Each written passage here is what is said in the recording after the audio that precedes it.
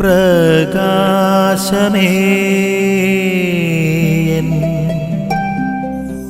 മിഴി തുറക്കുക വേഗം. ഈശോമിശിഹായിലേറെ പ്രിയപ്പെട്ടവരെ, പരിശുദ്ധ അമ്മ ഗർഭിണിയായ തൻ്റെ ഇളയമ്മയായ എലിസബത്തിന്റെ അടുത്തേക്ക് ചെല്ലുന്ന ഒരു രംഗമാണിന്ന് നമ്മൾ ധ്യാനിക്കുക. എലിസബത്ത് മറിയത്തിന്റെ അടുത്തേക്ക് ചെല്ലുമ്പോൾ മറിയത്തെ കാണുമ്പോഴേ എലിസബത്തിന്റെ ഉദരത്തിൽ ശിശു കുതിച്ചു ചാടി എന്നാണ് ദൈവവചനത്തിൽ നമ്മൾ കണ്ടുമുട്ടുക. വീണ്ടും എലിസബത്ത്, എൻ്റെ കർത്താവിൻ്റെ അമ്മ എൻ്റെ അടുത്ത് വരുവാനുള്ള ഭാഗ്യം എനിക്ക് എവിടെ നിന്ന്. അതായത് കർത്താവിൻ്റെ സാന്നിധ്യം തിരിച്ചറിയുന്ന എലിസബത്തിൻ്റെ ഉദരത്തിലെ യോഹന്നാൻ സന്തോഷിക്കുമ്പോൾ കർത്താവിൻ്റെ സാന്നിധ്യം തിരിച്ചറിയുന്ന എലിസബത്ത് സന്തോഷിക്കുകയാണ്. ഈശോയുടെ സാന്നിധ്യം നമുക്ക് സന്തോഷം നൽകണം.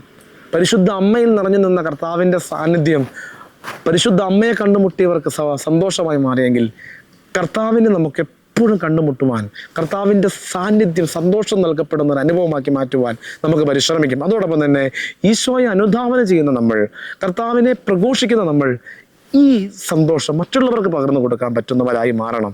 നമ്മളെ കണ്ടുമുട്ടുന്നവർക്ക് കർത്താവിൻ്റെ സ്നേഹവും സാന്നിധ്യവും സന്തോഷവും നൽകുവാനുള്ള കൃപയ്ക്ക് വേണ്ടി നമുക്ക് ആത്മാർത്ഥമായി പ്രാർത്ഥിക്കാം. ആമേൻ. നിൻ വഴിയേ നടക്ക